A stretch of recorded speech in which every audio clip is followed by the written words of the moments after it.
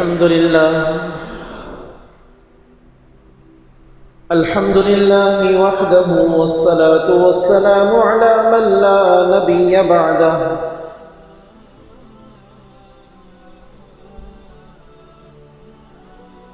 نحمده ونستعينه ونستغفره ونؤمن به ونتوكل عليه ونعوذ بالله من شرور أنفسنا ومن سيئات أعمالنا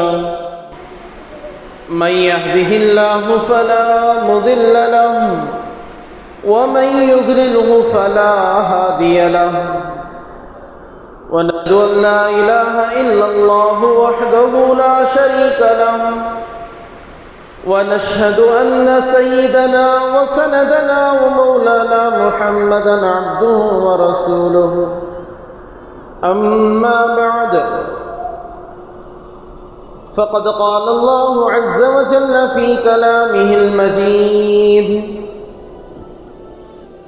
أعوذ بالله من الشيطان الرجيم بسم الله الرحمن الرحيم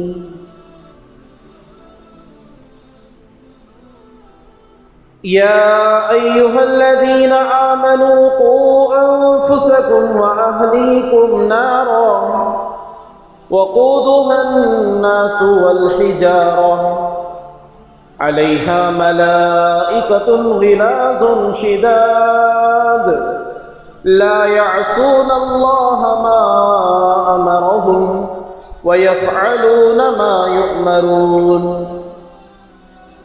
وقال النبي صلى الله عليه وسلم عادى لي وليا فقد آذنته بالحرب أو كما قال عليه الصلاة والسلام صدق الله العظيم وصدق رسوله النبي الكريم ونحن على ذلك لمن الشاهدين والشاكرين والحمد لله رب العالمين.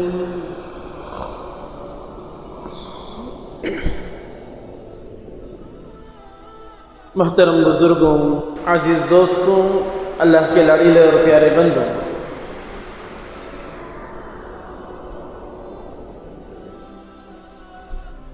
ساری انسانیت پر اللہ رب العزت کے بے شمار انعامات و احسانات ہر لمحہ برس رہے ہیں۔ ہر انسان چاہے وہ اللہ کا ماننے والا ہے یا اللہ کا نافرمان ہے، دونوں کے دونوں ہر لمحہ اللہ تعالیٰ کی نعمتوں سے فائدہ اٹھاتے رہتے ہیں۔ ہر شیخ سعدی رحمہ اللہ نے اپنی کتاب میں ایک مثال دی کہ سانس جو انسان ہر لمحہ لیتا رہتا ہے، اس سانس کے اندر اللہ رب العزت نے دو نعمتیں رکھی ہیں۔ انسان سانس جب اندر کے حصے میں لیتا ہے، یہ ایک اللہ کی نعمت ہے کہ اللہ نے اس کو لینے کے لیے ہوا بخشی اور لینے کی قوت بھی عطا فرمائی، سانس اندر جا رہی ہے۔ اور دوسری نعمت، اندر کی سانس باہر نکلتی ہے۔ اگر باہر سے سانس نہ لی جائے تو بھی موت ہے، اندر کی سانس باہر نہ نکلے تب بھی موت ہے۔ ہر لمحہ انسان نہ جانے کتنی سانسیں لے لیتا ہے۔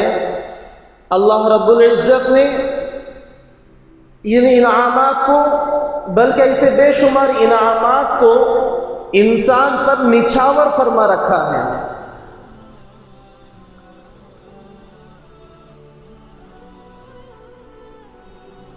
سانس کی نعمت کیا تھی، کرونا کے زمانے میں معلوم ہوا۔ جب سانس لینے میں تکلیف ہو رہی تھی، بعض حضرات کی موت اس لیے ہو گئی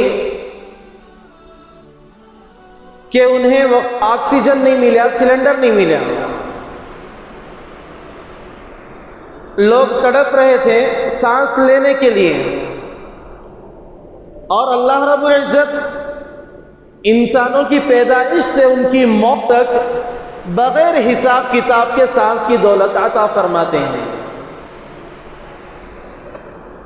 انسان اپنے آپ میں زیادہ دور نہیں، دنیا میں نہیں، اپنے آپ پر جو اللہ کی نعمتیں اللہ تعالیٰ نے عطا فرما رکھی ہیں، اگر انہی میں انسان غور کر لیں، وہ ساری زندگی سجدے میں سر رگڑ دے تب بھی وہ حق ادا نہیں کر سکتا۔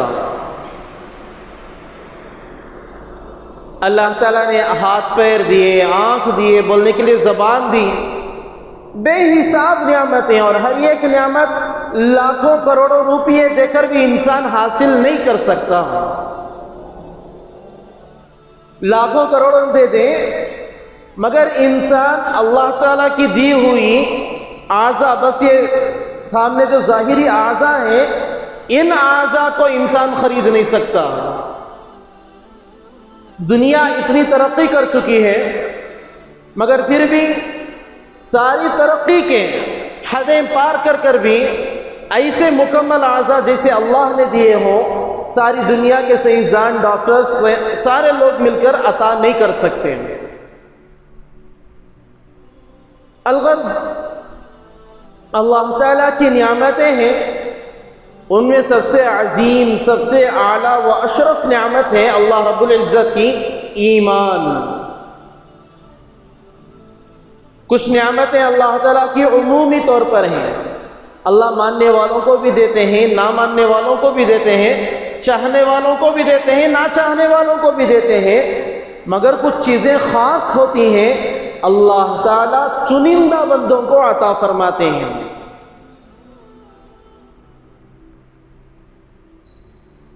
ایک بڑا M P M L A کون تو بھی ہے، محلے میں سے کسی طبیعت کو آنے سے پہلے فون کر کو بولیا، بھائی میں آ رہا ہوں تمہیں منجے آ کو ملنا، 10 جننگ بول لگ پھرتا ہے، منجے فون کرے تھے معلوم ہے، منجے بلا کو ہنسو، کئی کو تو چن لینا، اسے فون کر کو خاص بول ڈالے اسے، اس لیے انہیں اپنے آپ میں فخر محسوس کر رہا ہے کہ بھی مجھے ایک بڑے آدمی نے اپنا خاص بنا لیا، خصوصی طور پر مجھے کال کر کے اس نے دعوت دی۔ کبھی کسی کے ساتھ ملنا ہو گیا تو اس کے ساتھ فوٹو لے لیتے ہیں، 100 جنے کو فوٹو دکھائیں گے، ڈی پی پر رکھیں گے، اسٹیٹس میں رکھیں گے، تاکہ سارے لوگ دیکھیں گے بھائی بڑے آدمی کے ساتھ میرا تعلق ہے۔ ایمان کی دولت ایسی دولت ہے اللہ تعالیٰ اپنے چنندہ اور خاص بندوں کو عطا فرماتے ہیں۔ جس بندے کے ساتھ اللہ رب العزت خیر کا، بھلائی کا، اچھائی کا معاملہ کرنا چاہتے ہیں، جس بندے کے ساتھ اللہ رب العزت محبت کرتے ہیں، اللہ تعالیٰ انہیں ایمان کی دولت عطا فرماتے ہیں۔ اللہ یجتبی الیہ من یشاء، اللہ اپنے دین کے لیے جسے چاہتا ہے چن لیتا ہے۔ جس طرح عام نعمتیں ہیں، دنیا کی نعمتیں سمجھیے، سانس، کھانا، دنیا کے ناز و نعیم، مال و دولت، جائیداد، بینک بیلنس، عام طور پر اللہ رب العزت نے عطا کر رکھا ہے۔ اس میں مسلم، غیر مسلم، کافر، مسلمان، ایمان والا فرق نہیں رکھا اللہ تعالیٰ نے، بلکہ اللہ تعالیٰ نے ہر ایک کے مقدر میں کچھ نہ کچھ رکھ دیا، مگر ایمان اللہ تعالیٰ اپنے چنندہ بندوں کو عطا فرماتے ہیں۔ اللہ ہمیں معاف فرمائے، 1000 بار ہمیں اللہ سے معافی مانگنی چاہیے کہ ایمان کی وقت ہمارے دل میں نہیں ہے، مسلمان ہونے پر ہمیں فخر نہیں ہے، ایمان والا ہونے پر جو غرور، جو فخر ہونا چاہیے، جو احساس اور جو جذبہ چاہیے، آج وہ مسلمانوں میں نہیں رہا۔ ایمان کی قدر صحابہ کی زندگیاں پڑھ کر دیکھیں کہ ان کے پاس تھی، حقیقت میں اللہ تعالیٰ نے انہیں چن رکھا تھا۔ حضرت بلال رضی اللہ عنہ کی زندگی عموم طور پر سب جانتے ہیں کہ مارا جا رہا ہے، انگاروں پر لٹایا جا رہا ہے، تپتی ہوئی ریت میں لٹا کر اوپر سے چٹان رکھی جا رہی ہے کہ ایک اللہ کی دعوت دینا چھوڑ، کلمہ پڑھنا چھوڑ دو، لا الہ الا اللہ کہنا چھوڑ دو، بس تم ہمارے بتوں کو تسلیم کر لو، تمہیں معاف کر دیا جائے گا۔ مگر نہیں، عہد کہ بھئی اللہ ایک ہے، یہ کہتے ہوئے انہوں نے ساری سزائیں قبول کر لی۔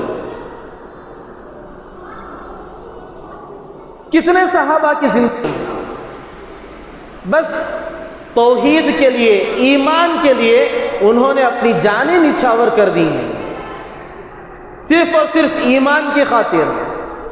صحابہ کے واقعات میں ہم سنتے ہیں کہ انہیں مارنے سے پہلے پکڑ لیے صحابہ کو، انہیں قتل کرنے سے پہلے، سولی پر چڑھانے سے پہلے پوچھا جاتا اگر تم اب بھی یہ کہہ دو کہ تم اللہ کو نہیں مانتے، تم اس سے انکار کرتے تو تمہاری جان بخش دی جائے گی، مگر کوئی صحابی اس کے لیے کبھی بھی تیار نہیں ہوئے۔ ایمان کی دولت بڑی عظیم دولت ہے، اللہ اس کی وقت، اس کی عظمت ہمیں عطا فرمائے۔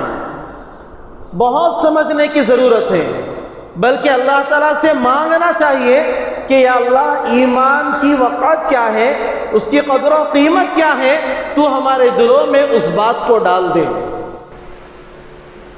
پھر آگے علماء نے لکھا ہے ایمان بڑی عظیم نعمت ہے، اس کے بعد اگر اللہ رب العزت کی کوئی بڑی عظیم نعمت انسان پر ہے، ایمان والے پر ہے، تو وہ ہے ایمان کے تقاضوں کا علم ہونا۔ کیا ہو؟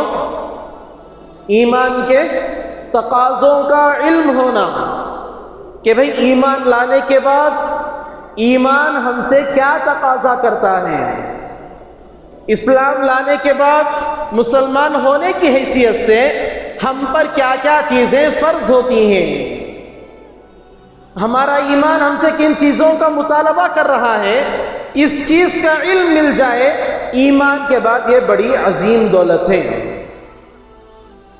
بات سمجھیں، اللہ تعالیٰ ایمان عطا کرتے ہیں، یہ سب سے بڑی دولت، سب سے بڑی نعمت۔ ایمان کے بعد ایمان کے تقاضوں کا علم ہو جائے، یہ اس کے بعد سب سے بڑی عظیم دولت ہے، سب سے بڑی عظیم نعمت ہے۔ کیا ایمان کا تقاضا؟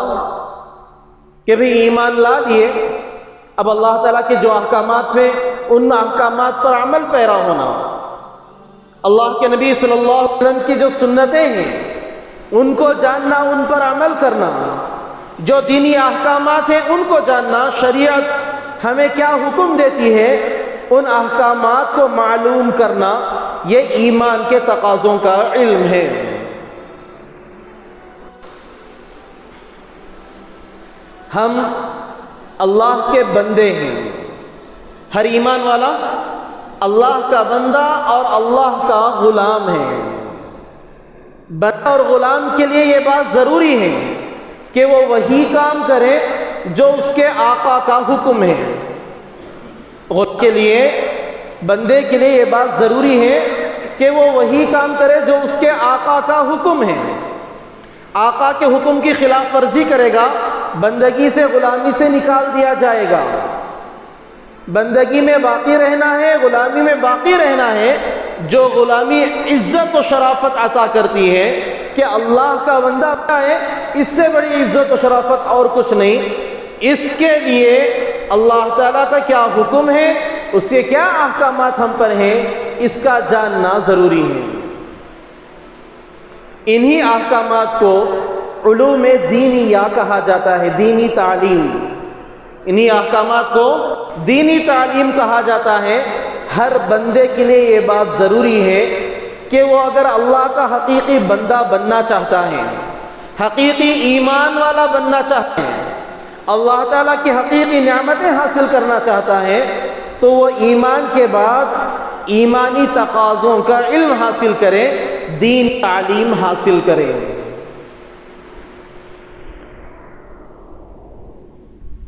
اور یہ جو دینی تعلیم ہے، یہ دینی تعلیم دنیا سے نہیں ملتی، اسکول کالجز سے نہیں ملتی، دنیا داری سے، کام سے، کاروبار تجارت سے نہیں ملتی۔ یہ تعلیم کی حفاظت کرنے والے یہ مدارس ہیں، مدرسے، مکاتب، خانقاہ، یہ وہ جگہ ہیں جہاں پر دینی تعلیم کی حفاظت ہوتی ہے۔ اللہ تعالیٰ کی جو عظیم نعمت ہے دینی تعلیم، اللہ تعالیٰ کے احکامات کا علم، احادیث کا علم، سنتوں کا علم، شریعت کا علم، ان کی حفاظت یہ مدارس اور مکاتب کرتے ہیں۔ اللہ تعالیٰ نے، جیسے میں نے کہا کہ ایمان عطا کرنے کے لیے اللہ نے اپنے بندوں کو چن لیا ہے، ایسے ہی اپنی دینی تعلیم کے لیے بھی اللہ رب العزت نے اپنے بندوں کو چن رکھا ہے۔ آج عمومی طور پر ایک ہوا کیا چل چکی ہے، ایک فضا بن چکی ہے کہ بھئی مدارس میں پڑھانے کا ماحول نہیں رہا۔ پہلے بہت کم بچے مدارس میں جاتے ہیں، بلکہ اس سے آگے بڑھ کر مسلمانوں کے بہت کم بچے تعلیم حاصل کرتے ہیں، دینی ہو یا دنیاوی، بہت کم۔ زیادہ ایس ایل سی یا سیکنڈری پڑھا کر کام کاج میں لگا دیے، اعلیٰ تعلیم تک پہنچانا یہ ہمارے اندر ماحول ہی نہیں ہے۔ اور جو بچے پڑھ رہے ہیں ان میں بھی 1 یا 2% بچے مدرسے کو آ رہے ہیں، باقی سب دنیاوی تعلیم اور عصری تعلیم لیے لگ رہے ہیں۔ یہ جو مدارس میں بچے لگتے ہیں، جیسے میں نے کہا کہ اللہ تعالیٰ انہیں چن لیتا ہے اپنے دین کی حفاظت کے لیے۔ قرآن مجید میں اللہ تعالیٰ نے قرآن کے بارے میں آیت نازل فرمائی، اِنَّا نَحْنُ نَزَّلْنَا الذِّكْرَ، بے شک ہم ہی نے اس قرآن کو نازل فرمایا ہے، وَإِنَّا لَهُ لَحَافِظُونَ، اور ہم ہی اس کی حفاظت کرنے والے ہیں۔ مفسرین حضرات نے یہ بات لکھی ہے تفسیروں میں کہ اللہ تعالیٰ اپنے بندوں کو چنتے ہیں کہ ان کے سینوں کے اندر قرآن کی حفاظت کی جائے۔ اللہ تعالیٰ ان کے سینوں کو چن لیتے ہیں اپنے قرآن محفوظ کرنے کے لیے۔ اللہ تعالیٰ دینی تعلیم کے لیے، دینی علوم کے لیے، نور نبوت کے لیے، نور الہی کے لیے ان کے سینوں کو اللہ تعالیٰ چن لیتے ہیں، خاص بنا لیتے ہیں۔ بڑے فکر کی بات ہے، بڑے فکر کی بات، بہت درد کی بات ہے کہ مدارس کی اہمیت، اس میں پڑھنے والے طلباء کی اہمیت یا دینی علوم کی اہمیت مسلمانوں کے اندر کم ہوتی جا رہی ہے۔ مدارس پر تانے، پڑھنے والوں پر تانے، پڑھانے والوں پر تانے۔ کچھ تو دشمن بولے تو چلے گا کہ بھئی دشمن ہے، بولے گا ضرور، اپنے بھی مدارس پر انگلیاں اٹھاتے ہیں، اپنے بھی مدارس کے بارے میں زبان کھولیں، یہ بڑے درد و تکلیف کی بات ہوتی ہے۔ دنیاوی علوم حاصل کر لیے، بچپن سے مکتب جانے کا موقع نہیں ملا، والدین نے بھیجا نہیں، کر دنیا میں ایسے لگے کہ علماء سے کوئی تعلق رہا نہیں، مدرسے دینی علوم سے کوئی نسبت نہیں رہی، اب وہ دنیا میں ایسے لگے ہیں کہ انہیں صحبت بھی ایسی ملتی ہے کہ وہ بس دنیا ہی کو سب کچھ سمجھتے ہیں اور مدارس کو بیکار سمجھتے ہیں۔ یہ مدارس میں پڑھنے والے، پڑھانے والے، یہ اللہ تعالیٰ کے برگزیدہ بندے ہیں، یہ اللہ تعالیٰ کے چہیتے بندے ہیں۔ اگر یہ مدارس نہ ہوتے، ان دینی علوم کی حفاظت بھی نہ ہوتی۔ انسانیت کا سبق اگر کہیں آج مل رہا ہے تو یہ مکتب اور مدرسے ہیں جہاں پر انسانیت سکھائی جاتی ہے۔ کہیں کسی اسکول کے اندر یہ تعلیم نہیں دی جاتی کہ یہ والدین تمہارے باعزت ہیں، عزت کے قابل ہیں۔ کہیں یہ نہیں پڑھایا جاتا کہ تمہارے ماں کے قدموں کے نیچے جنت ہے۔ کہیں یہ نہیں سکھایا جاتا کہ تمہارے والدین کو چہرے کے محبت سے دیکھنے پر حج مبرور کا ثواب ملتا ہے۔ یہی مدارس اور مکاتب جہاں پر ان اخلاق کی تعلیم دی جاتی ہے۔ بڑے بھائی کا مقام کیا ہے، چھوٹے بھائی پر شفقت کرنے پر کیا ملے گا، انہی احادیث پہ مدارس میں سکھایا جاتا ہے۔ یہ ایک دوسرے کے کیا حقوق ہوتے ہیں، بیوی کے میاں پر کیا حقوق ہیں، میاں پر بیوی کیا حقوق ہیں، اولاد والدین کے کیا حقوق ہیں، والدین پر اولاد کے کیا حقوق ہیں، کاروبار کس طریقے سے امانت داری کے ساتھ کریں، سچائی کے ساتھ کریں. یہ سب سکھانے والی جگہ یہی مکاتب اور مدارس ہیں. انہیں آج ہم بہت چھوٹا سمجھتے ہیں, بہت چھوٹا. ہمارے بچے کو ڈالنے میں ڈر کیا بھئی؟ دالت کرتا کیا انہیں پڑھ کو؟ مدرسہ پڑھ کو کریں گا کیا؟ کیا کما لیتا ہے, کیا کھلاتا بھی بچوں کو, کیسے زندگی گزارتا ہے؟ شیطان نے ایک دھوکے میں ڈال رکھا ہے. اللہ تعالیٰ ساری دنیا کو کھلانے والے ہیں. جو اس کی راہ میں لگ جائیں کہ اللہ انہیں نہیں کھتے ہیں. اور ایک عام بات ہمارے درمیان کیا, حضرت کیا بات دعوتاں حضرت بھی بھوکے نہیں رہتے, بولتی نہیں بھئی. یہ اللہ تعالیٰ کی طرف سے انتظام. میں کیا بولتی, حضرت کبھی بھوکے نہیں رہتے, اللہ کبھی کھلاتے رہتا ہے. اور پھر اپنے بچوں کو مدرسے میں جمانا تو ڈر کیا, انہیں کیا کھاتا ہے, کیا کیسا زندگی گزارتا ہے. اپنے بچوں کو مدرسے سے دور رکھ رہے ہیں. مدرسہ تو چلو بڑی بات, مکاتب کے اندر بھی بچوں کو بھیجنے کی وہ اہمیت نہیں رہی جو ہونی چاہیے. اسکول کو ایک دن کی چھٹی نہیں دلاتے ہمارے بچوں کو. کئی کو تعلیم بیکار ہوتے تھے دینا, جیب وہاں پر کٹ رہی تو درد ہوتا ہے, رضا دلوانے میں, لیو دلوانے میں. شادی بیاہ آ گئے, بچوں کو سمجھائیں گے, بھیج دیں گے, ٹائم سیٹ کریں گے, اسکول جا, پھر دیکھیں گے بلا لیتی ہیں تجھے. کہیں بھی ملاقات کے لیے جانا ہو سنڈے کا دن اختیار کیا جاتا ہے. مگر مدرسے کو جب چاہے چھٹی, مکاتب کے لیے جب چاہے چھٹی. بچوں کو دینی تعلیم کی فکر ہمارے اندر سے کم ہو رہی ہے. یہ ہمارا بڑا جرم ہے. اس کا بڑا نقصان اٹھانا پڑے گا, بڑا نقصان. بچے دین سے دور ہوں گے, اخلاق سے دور ہوں گے, وہ دینی احکامات سے دور ہوں گے, دینی تعلیم سے دور ہوں گے. وہ ایک دوسرے کے حقوق نہیں جانیں گے, والدین کی قدر کیا, ان کی قیمت کیا نہیں پہچانیں گے. پھر جب بڑے ہوں گے وہ جیسی تعلیم ملی ہوگی اسی کے مطابق زندگی گزرے گی. والدین کا تب رونا ہوتا ہے کہ ہمارے بچے ہمارا خیال نہیں کرتے ہیں. الغرض یہ مدارس ہیں جو علوم دینیہ کی حفاظت کرنے والے ہیں. ان مدارس کو مضبوط کرنے کی ضرورت ہے, مکاتب کو مضبوط کرنے کی ضرورت ہے. مدرسے سے محبت رکھیں, مدرسے والوں سے محبت رکھیں, طلباء پڑھانے والے اساتذہ علماء سے محبت رکھیں. ان سے نفرت, اگر ان سے بغض ہے, ان سے حسد و کینہ ہمارے دل میں اگر ہم نے پال رکھا ہے تو جان لیں کہ قرآن و حدیث کی روشنی میں یہ بات کہہ رہا ہوں کہ اس کے ایمان کا خطرہ ہے, اس کی ایمان پر واقع ہونے میں شک ہے. اللہ تعالیٰ قرآن مجید میں فرماتے ہیں من كان عدوا لله وملائكته ورسله وجبريل وميكال فإن الله عدو للكافرين. کہ جو اللہ سے دشمنی رکھے, اللہ کے رسولوں سے, اس کے فرشتوں سے دشمنی رکھتا ہے, اللہ خود اس سے دشمنی کا اعلان کرتے ہیں. مفتی نے اس آیت کے تحت لکھا ہے کہ انہی لوگوں کے اندر وارثین انبیاء بھی شامل ہوتے ہیں. العلماء ورثۃ الانبیاء, اللہ کے نبی نے فرمایا کہ علماء انبیاء کے وارثین ہیں. علماء انبیاء کے وارثین ہیں.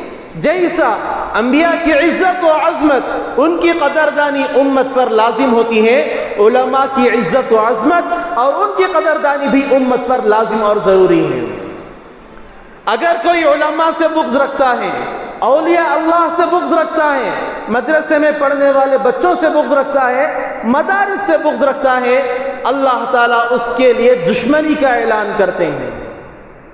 حدیث میں ہے اللہ کے نبی صلی اللہ علیہ وسلم نے فرمایا, اللہ تعالیٰ فرماتے ہیں مَعَدَالِي وَلِيًّا فَقَدْ آذَنْتُهُ بِالْحَرْبِ, جو کوئی میرے ولی سے دشمنی کرے گا, اسے تکلیف پہنچائے گا, فقد آذنتہ بالحرب, میں اس کے لیے جنگ کا اعلان کرتا ہوں. اولیاء اللہ سے دشمنی, اولیاء اللہ سے بغض, اللہ تعالیٰ اس سے دشمنی کا, اس سے جنگ کا اعلان کرتے ہیں. اور یہ ولی کون, اولیاء اللہ کون ہے؟ ولی وہ ہے جو اللہ تعالیٰ کے احکام کی پابندی کرتا ہو. ولی وہ ہے جو نبی صلی اللہ علیہ وسلم کی سنتوں کی پابندی کرتا ہو, جس کی زندگی میں سنتیں رچ بس گئی ہوں, جو دینی تعلیم کے موافق, دینی احکام کے موافق اپنی زندگی گزارتا ہو, یہی حقیقی طور پر اللہ کے اولیاء ہیں۔ یہ مدرسے میں پڑھنے والے معصوم طلبہ آدھی رات کو اٹھتے ہیں، ٹھنڈے پانی سے وضو بناتے ہیں، صبح اٹھ کر تہجد میں قرآن مجید کھول کر قرآن مجید پڑھ رہے ہیں، تہجد کی نماز پڑھ رہے ہیں، دعاؤں کے لیے ہاتھ اٹھا رہے ہیں۔ ان سے محبت کرنا ایمان کی علامت ہے، ان سے محبت کرنا ایمان کی علامت ہے۔ یہ مدارس جو علوم دینیہ کو زندہ رکھ رہے ہیں، ان سے محبت رکھنا ایمان کی علامت ہے۔ ان سے بغض اس کے ایمان کے کم ہونے کی نشانی ہے، بلکہ اس کے ایمان میں بھی شک ہے۔ اللہ کے نبی صلی اللہ علیہ وسلم نے فرمایا فَمَنْ أَحَبَّهُمْ فَبِحُبِّي أَحَبَّهُمْ وَمَنْ أَبْغَضَهُمْ فَبِبُغْضِي أَبْغَضَهُمْ۔ جو میری پیروی کرتے ہیں، جو میری اتباع کرنے والے ہیں، ان سے اگر کوئی محبت رکھتا ہے، وہ حقیقی طور پر مجھ سے محبت رکھتا ہے، اس سے ان سے بھی محبت ہے۔ اگر کوئی میری پیروی کرنے والوں سے، میری اتباع کرنے والوں سے بغض رکھتا ہے، عداوت و دشمنی رکھتا ہے، دشمنی ہے، اس لیے وہ ان سے دشمنی رکھتا ہے۔ کھلے طور پر اللہ کے نبی صلی اللہ علیہ وسلم نے اعلان فرما دیا۔ مدارس کو آباد کرنے کی فکر کریں۔ یہی مدارس ہیں جو اخلاق کی، ایمان کی، اچھائی کی آج کے زمانے میں تعلیم دینے والے ہیں۔ کھلے الفاظ میں کہیں بھی اچھائی کی تعلیم نہیں مل رہی، کہیں بھی نہیں۔ کسی کو دھوکہ دے کر، کسی کو دھوکہ کس طریقے سے دینا، یہ سکھانے کو آج چالاکی سمجھا جا رہا ہے۔ بھئی سامنے والے کو 10 کی چیز 100 میں بیچ ڈالے، یہ پڑھایا جا رہا ہے، اور اسے بچے کو کیا سمجھاتے ہیں کہ بھئی یہ چالاکی ہے، یہ عقل مندی ہے، حالانکہ دوسرے کو دھوکہ دے کر یہ خود جہنمی بن رہا ہے۔ اس سے بڑا بیوقوف اور کوئی نہیں۔ آج انہی چیزوں کی تعلیم سکھائی جا رہی ہے۔ آج اچھائی کی تعلیم مدارس، مکاتب کے علاوہ اور کہیں نہیں ملتی۔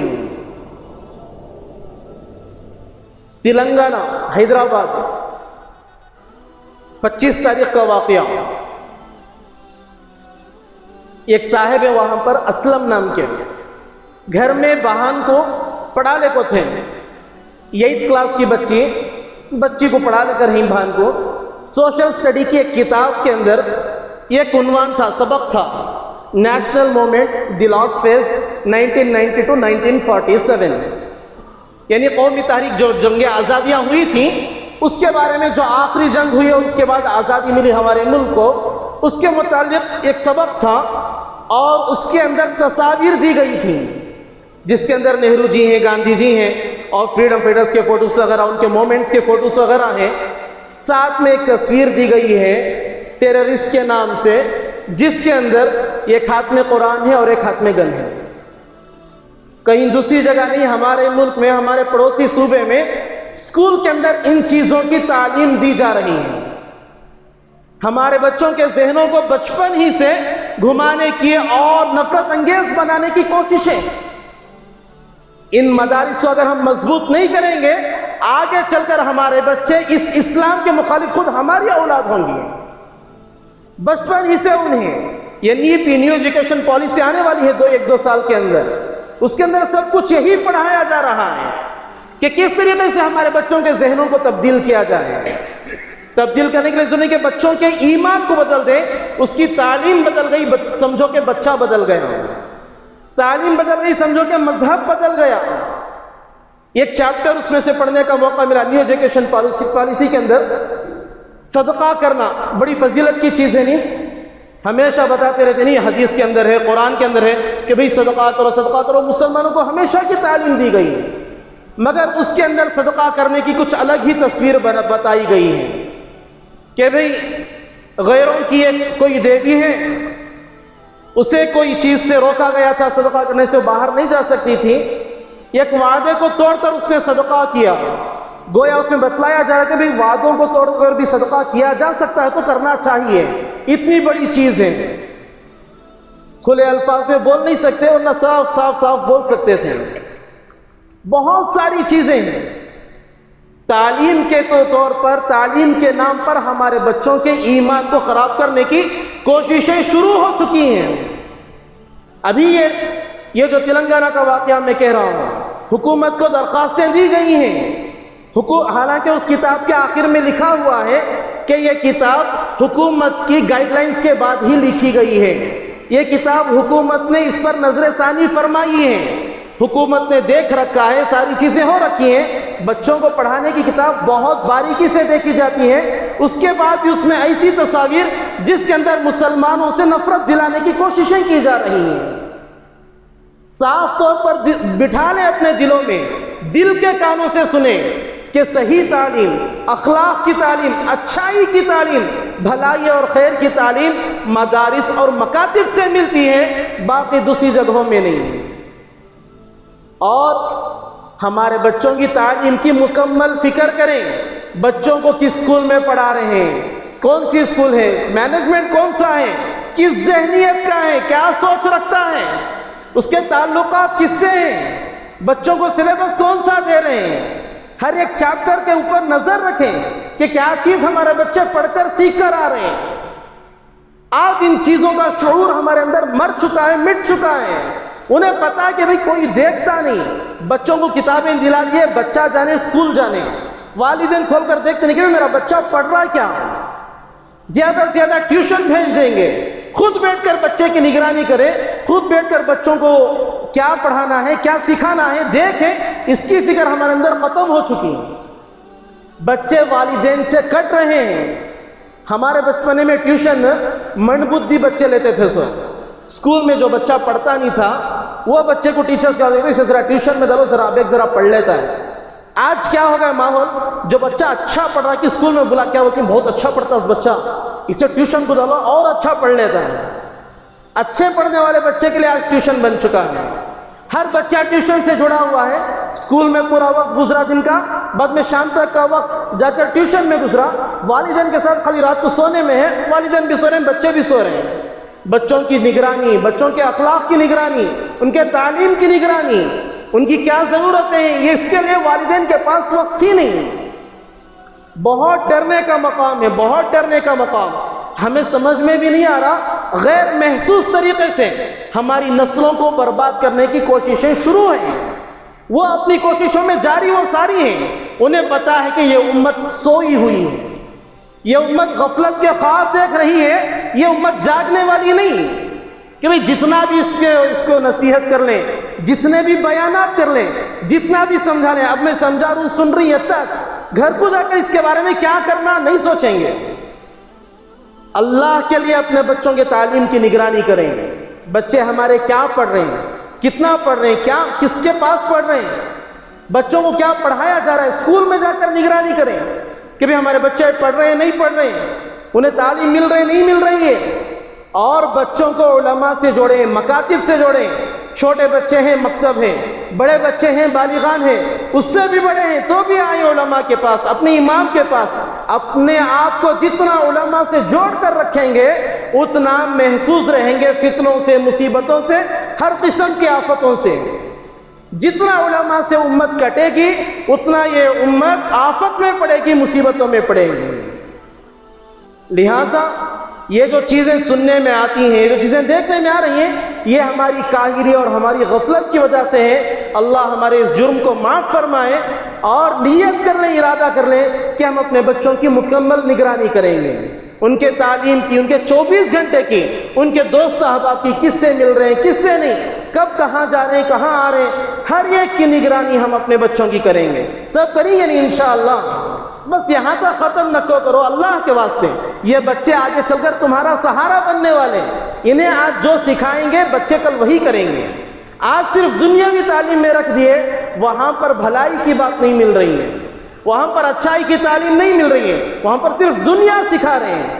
وہ بھی ضروری ہے، سیکھیں وہ بھی، مگر بچوں کو علماء سے بھی جوڑیں. اپنا وقت اپنے بچوں کو دیں، اپنے وقت میں اپنے بچوں کو لے کر بیٹھیں، ان سے کچھ بات چیت کریں، ان کے ساتھ ان کے خیالات کا رد و بدل کریں، ان کے مستقبل کو کیسے سنوارنا ہے ان کو سنائیں، ان کو سمجھائیں. بچوں کے لیے وقت دیں. اللہ تعالیٰ سے دعا کہ اللہ تعالیٰ مجھے اور آپ کو اور تمام امت مسلمہ کو کہیں سے ان باتوں پر عمل کرنے کی توفیق عطا فرمائے. آمین. وآخر دعوانا الحمد للہ رب العالمین.